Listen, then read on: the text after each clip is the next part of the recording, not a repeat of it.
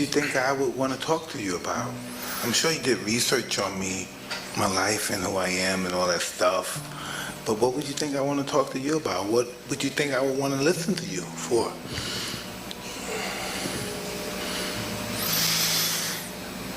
Toughest guys in the world get beaten by life. Yeah. You said that was easy, huh? That was so easy, huh? Wow. All my life I thought I was this tough guy. Even recently I was talking about if they say something, I'll blow it. And I do all this stuff all my life because I'm afraid. And if you tell me what I'm afraid of, I can't even tell you what. Why am I afraid? I'm successful. I had some hard times, but I came back. But why am I afraid? We need to understand this. This has been hugely misinterpreted and misunderstood on various dimensions, whether it's fear or love or anger or joy.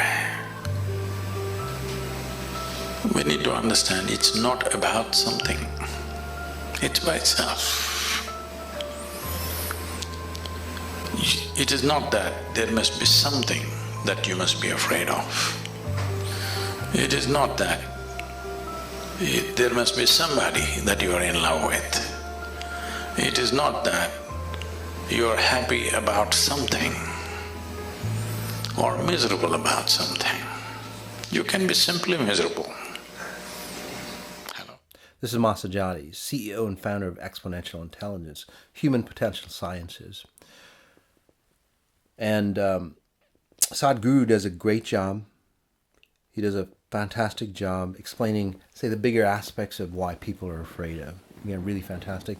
But you want the nitty-gritty. You want to know exactly what's going on with you, and I can provide you with that answer. Right? So through three near-death experiences, I've honed my abilities on, say, tapping into people and pinpointing the core level reason on why your life isn't the way it is. Worked on hundreds of thousands of individuals with precise accuracy.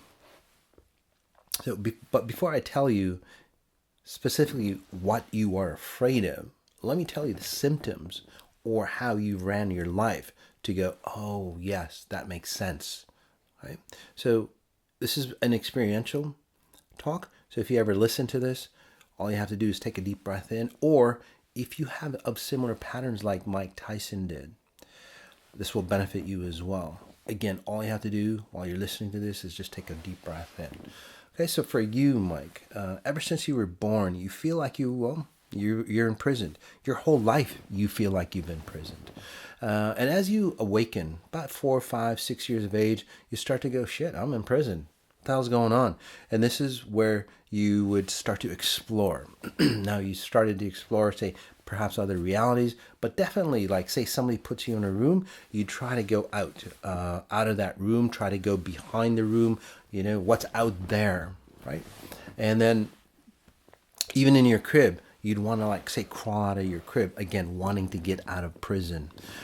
As you grow older, you feel more imprisoned. So you might have moved around a lot, or you wanted to move around a lot and you couldn't. It's that kind of feeling. The friends that you had would have been stagnant for you. You couldn't, say, resonate with them, and you'd want to escape every relationship that you had, including, say, your mother. Again, you wanted to escape. It's all a sense of imprisonment. As you grew older, you became more and more aggressive because you didn't know what to do. And then somebody thought, well, you know what? Hey, boxing. This kid's got a lot of energy. He's got a lot of anger. There's a lot of anger issues, a lot of fear. Well, we'll put him in the box. He'll make a good boxer. And you did. You made a fantastic boxer. But again, the underlying reason why you made a fantastic boxer is because of this fear of, say, staying in prison, and you wanted to rattle those cages. And boxing gave you an opportunity to rattle the cages, but you could never break free. You could never, break the cage and walk out. And you still, to this day, you feel imprisoned. But let's just go deeper. Take a breath in, my friend. So as you go through the ring, as you go through your boxing career, we start to create an alter identity, an alter ego almost. So you create two identities of yourself. One that is, the soft, gentle Mike that's always been there. You always know it's been there, even as a child, but you could never you could never experience that fully, because it's like if somebody feels like they're in prison or somebody feels like they're drowning, that's another key component. You're in prison and you're drowning. And I'll get to that in just a couple minutes here. You're not going to be that nice person. Okay? You get into the ring and then you have one Mike that is, benevolent, he's kind, just like the way you are now. And then you have that other Mike that is just like, a terror with huge fists and pulverize anybody. And this is where that alter ego kind of gets mixed up. So in the ring, when you were younger, in the ring, that alter ego would come out and then you'd win the fight. But then after a while, the two identities would get crisscross. And then out of the ring, in the ring, you're a terror on wheels, pretty much. And this is where sometimes you would hallucinate those individuals, especially loved ones around you. They'd bring you or try to help you, and you think that they are imprisoning you even more, because to you, back in the day, love equals imprisonment. And today, you're even, thinking that, no, love is freedom, but every time you fall in love too deep, you feel like you're imprisoned. Again, there's a reason for that. Notice the theme: imprisonment, drowning, imprisonment. Okay, another breath in for you, Mike, or anybody listening to this. All right, so you get to a point, your career after that incident, pretty much over. What happens is that you start to break. Okay, and the breaking part is where you're like a lion in the zoo. Okay, that lion, after a while, knows that it can't get out. Again, that lion that's in the zoo knows that it can't get out. So what does it do? It starts to pace back and forth, knowing that there's so much potential within, but no matter what they do, they can't get out. So the same thing with you. No matter what you've done in your career, no matter how successful you are in your career or in love or helping people or anything like that, there's still that feeling of, gosh, I know there's more, but I'm imprisoned. No matter what you do, in fact, the more successful you become, the more imprisoned you feel. This is where high-level entertainers, they come into that feeling of, stardom. They're at top of their game, and then they commit suicide, right? Because that's the only way they think they can get out of that prison. You're a little bit different, though. Take a breath in. So what you do, just like that lion, you snap, and then that persona, that won all your matches, you just try to dispose that, and you try to hide it away in the corner of your prison cell, in the depths of your mind. And you go, no, that is not me. You stay put. This is the real Mike, okay?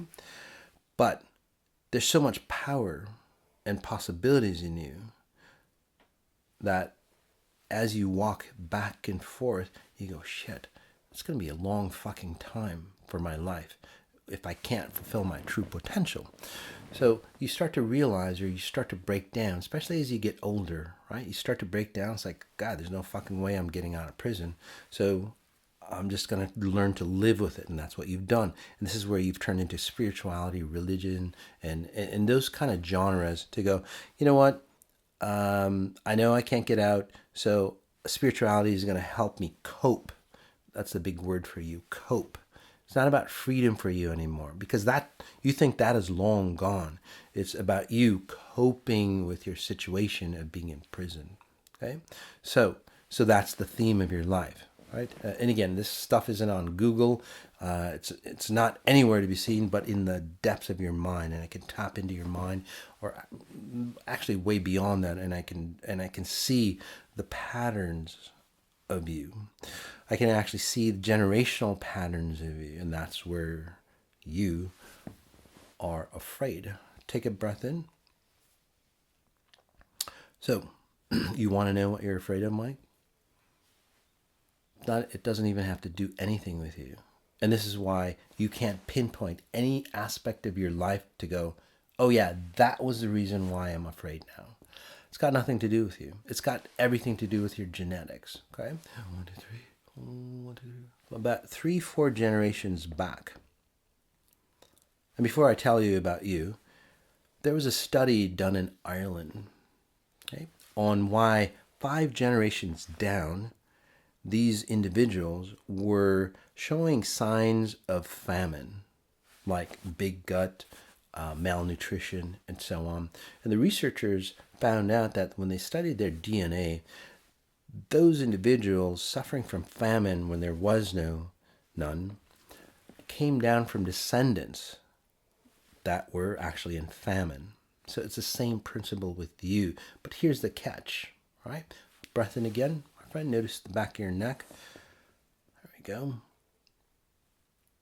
Again, even if you're listening to this on a recording, frequencies will still be there for you.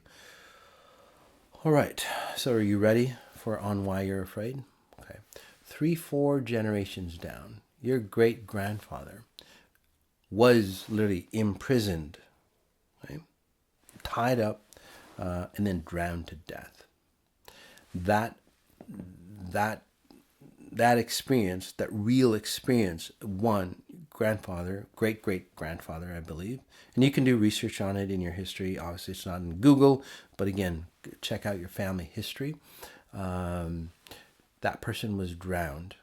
The family was in such horror on something that happened, it literally shook the structure of your genetics. Right?